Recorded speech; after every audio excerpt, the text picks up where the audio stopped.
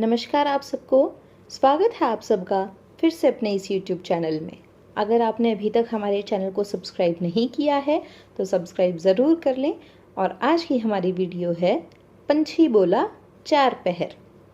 बड़े पुराने समय की बात है। एक राजा था। वह बड़ा ही समझदार था और हर नई बात को जानने को इच्छुक रहता था। उसके महल के आंगन में एक बकौली का पेड़ था। रात को रोज नियम से एक पक्षी उस पेड़ पर आकर बैठता और रात के चारों पहरों के लिए अलग अलग चार तरह की बातें कहा करता। पहले पहर में कहता, किस मुख दूध पिलाऊं, किस मुख दूध पिलाऊं। दूसरे पहर लगते ही बोलता, ऐसा कहूं न दीख, ऐसा कहूं न दीख। जब तीसरा पहर आता तो कहने लगता, अब हम करबू का, अब हम करबू का। जब चौथा पहर शुरू होता तब वह कहता था, सब बम्मन मर जाएं, सब बम्मन मर जाएं। राजा रोज रात को जाकर पक्षी के मुख से चारों पहरों की अलग अलग बातें सुनता। सोचता पक्षी क्या कहता है, पर उसकी समझ में कुछ ना आता। राजा की चिंता बढ़ती गई। जब वह उसका अर्थ निकालने में असफल रहा तो हार कर उसने अपने पुरोहित को बुलाया। उसे सब हाल सुनाया और उससे पक्षी के प्रश्नों का उत्तर पूछा। पुरोहित भी एक साथ उत्तर नहीं दे सका। उसने कुछ समय की मोहलत मांगी और चिंतित होकर घर चला आया। उसके सिर में राजा की पूछी गई चारों बातें बराबर चक्कर काटती रहीं। वह बहुत सोचता रहा पर उसे कोई जवाब न सूझा। अपने पति को हैरान देखकर ब्राह्मणी ने पूछा, तुम इतने परेशान क्यों दिखते हो? मुझे बताओ क्या बात है? तब ब्राह्मणी से कहा, क्या बताऊं, एक बड़ी ही कठिन समस्या मेरे सामने आ खड़ी हुई है। राजा के महल का जो आंगन है वहां रोज रात को एक पक्षी आता है और चारों पहरों में नित्य नियम से चार अलग अलग बातें करता है। राजा पक्षी की उन बातों का मतलब नहीं समझा तो उसने मुझसे कहा, पर पक्षी की पहेलियां मेरी समझ में भी नहीं आती। राजा को जाकर क्या जवाब दूं, बस इसी उधेड़बुन में हूं। तब ब्राह्मणी ने पूछा, पक्षी क्या कहता है, जरा मुझे भी सुनाओ। ब्राह्मणी ने चारों पहरों की बातें कह सुनाई।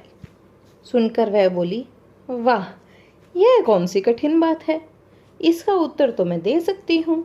चिंता मत करो, जाओ राजा से जाकर कह दो कि पक्षी की बातों का मतलब मैं बताऊंगी। ब्राह्मण राजा के महल में गया और बोला, महाराज, आप जो पक्षी के प्रश्नों के उत्तर जानना चाहते हैं उनको मेरी स्त्री बता सकती है। पुरोहित की बात सुनकर राजा ने उसकी स्त्री को बुलाने के लिए पालकी भेजी। ब्राह्मणी आ गई। राजा रानी ने उसे आदर से बिठाया। रात हुई तो पहले पहर पक्षी बोला, किस मुख दूध पिलाऊं, किस मुख दूध पिलाऊं। राजा ने कहा, पंडितानी सुन रही हो पक्षी क्या बोलता है? वह बोली, हाँ महाराज सुन रही हूँ, वह अधकट बात कहता है। अधकट बात कैसी?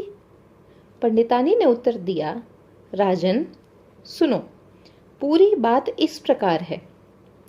लंका में रावण भयो 20 भुजा 10 शीस, माता ओ की जा कहे, किस मुख दूध पिलाऊं, किस मुख दूध पिलाऊं।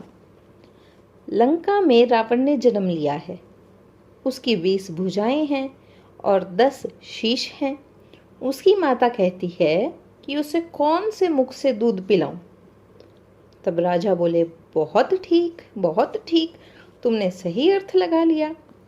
दूसरा पहर हुआ तो पक्षी कहने लगा, ऐसो कहूं न दीख, ऐसो कहूं न दीख।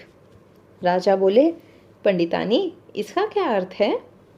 पंडितानी ने समझाया, महाराज सुनो, पक्षी बोलता है, घर जंब नवदीप, बिना चिंता को आदमी, ऐसे कहूं न दीख, ऐसो कहूं न दीख।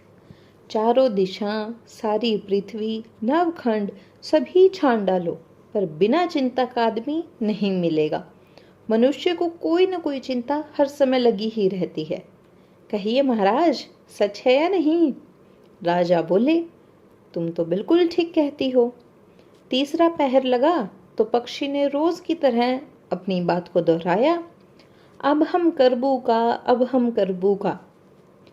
ब्राह्मणी राजा से बोली, महाराज, इसका मर्म भी मैं आपको बतला देती हूँ, सुनिए। 5 वर्ष की कन्या साठे दई ब्याह, बैठी करम बिसूरती, अब हम करबू का, अब हम करबू का। 5 वर्ष की कन्या को 60 वर्ष के बूढ़े के गले बांध दी तो बेचारी अपना कर्म पीट कर यही कहेगी ना कि अब हम करबू का, अब हम करबू का। सही है ना महाराज?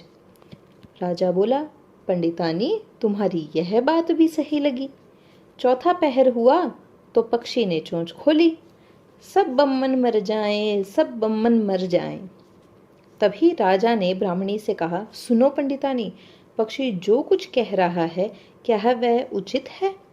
ब्राह्मणी मुस्कुराई और कहने लगी, महाराज, मैंने पहले ही कहा है कि पक्षी अधकटी बात कहता है। वह तो ऐसे सब ब्राह्मणों के मरने की बात कहता है। विश्वा संगत जो करें, सुरा मांस जो खाएं, बिना सपरे भोजन करें, वे सब बम्मन मर जाएं, वे सब बम्मन मर जाएं। जो ब्राह्मण वैश्या की संगति करते हैं, सुरा और मांस का सेवन करते हैं और बिना स्नान किए भोजन करते हैं, ऐसे सब ब्राह्मणों का मर जाना ही उचित है। तो बोलिए, पक्षी का कहना ठीक है या नहीं? राजा ने कहा, तुम्हारी चारों बातें 52 तोला, पावरत्ती ठीक लगी, तुम्हारी बुद्धि धन्य है।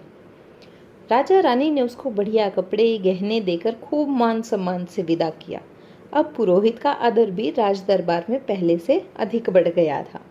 तो कैसी लगी आपको यह हमारी कहानी? अगर अच्छी लगी है तो वीडियो को लाइक ज़रूर करें, शेयर करें और हमारे चैनल को सब्सक्राइब भी करें।